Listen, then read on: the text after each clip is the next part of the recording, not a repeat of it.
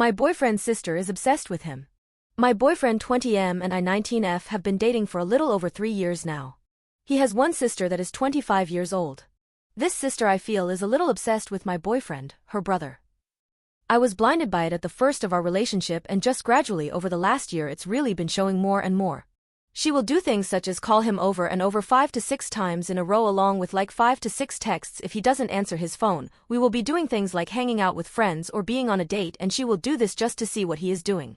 Anytime we do go somewhere she has to know where he is going, what he is doing, who he will be with, what time he will be home, etc. A couple weeks ago she came into his room while we were laying in bed watching a show and referred to him as my love but just to tell him his phone was going to die. My love, your phone is going to die. And then on another occasion she came into his room and like pet his chest, his shirt was off, as she was sitting down. Super unnecessary. She had his location and she would watch it like a hawk 24/7, she would sometimes just show up to where we would be without saying anything before coming. I have a sister that we occasionally hang out with and while hanging out with her my boyfriend will get texts from either his sister or her boyfriend saying thanks for cheating on us or thanks for the invite, just really immature stuff like that. Last Thursday, we were driving home from the store and she and her boyfriend conveniently showed up on the same road at the same time and when we ignored them driving next to us it made her mad so they sped past us and she flipped us off out the window. My boyfriend started a new job back in April which made him extremely exhausted and tired so he didn't really talk to her or anyone else which made her freak out thinking he was so mad at her and went and complained to their mom about it which then resulted in the mom asking me about it like I had something to do with it. I didn't. I've expressed my concerns to my boyfriend and he has seen the problem but has a rough time saying anything to her because then she will get overdramatic and again freak out. He just recently stopped sharing his location with her and she is pissed about it and keeps requesting his location. On the 4th of July my boyfriend had gotten really drunk so I drove him home and the second we walked into the house she was quick to run out of the bathroom and take over taking care of him even though I had it and am perfectly capable of taking care of him. I just feel like she feels threatened and is low-key obsessed with her younger brother and I don't know what to do. There is many other things that happen that I could never fit into this whole paragraph. Advice? Update. First off, the good news, we're still together, and now we're engaged.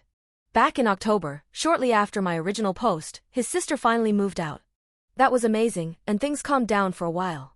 Honestly, I've blocked out some of what happened, but there are a few major events I remember clearly.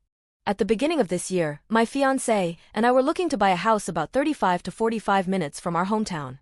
When we told his parents, his mom completely shut down and was obviously upset. She tried to list every reason why we shouldn't do it, but I had answers for everything. Still, she acted like a child for days barely talking, and when she did, it was to criticize the idea. In the end, we didn't buy the house, partly due to her lack of support and partly for work-related reasons.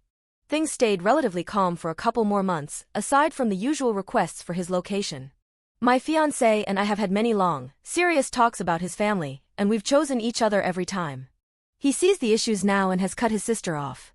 Since we still live with his parents until our wedding next year, he'll say hello if she's around, but that's it. The final straw happened in April. Around 1 a.m. on a Friday night, I started getting multiple no-caller ID calls. I didn't answer at first, but then my fiancé started getting them too, so we picked up. On the line were a couple of girls claiming they had been with my fiancé the night before and the week before, sleeping with him. They were trying to convince me he was cheating. I knew immediately it was a lie. We recognized the voice, it was his sister and one of her friends. They called 15 to 20 times, kept changing their story, and couldn't keep the details straight. We finally confronted them by name and told them to stop. I was furious and got on the phone, telling her, "This is why we don't talk to you anymore. You need to grow up, you're almost 30. My fiancé told his parents about the prank calls, but they denied she would ever do something like that. A few days later, she admitted it to him, laughed it off, and called it a joke. She didn't care and never apologized. That was the moment he completely cut her off. His mom didn't help matters. She ended up yelling at my fiancé, saying I was the new variable ruining the family. Then, at the end of April, it was his sister's birthday. We had already decided not to attend the family dinner because it was also my mom's birthday, and we were going to her celebration instead. During my mom's dinner, his mom sent him multiple texts saying she was disappointed and that he broke her heart by not choosing her. When he didn't respond, his dad texted, "When you come home, don't bring your woman with you." My fiancé went home to talk to them while I stayed at my parents' house. In the front yard, his dad lectured him about how blood is thicker than water and no one should come before your blood family. My fiancé asked if his mom came first in his dad's life, and his dad said no, which honestly blew my mind.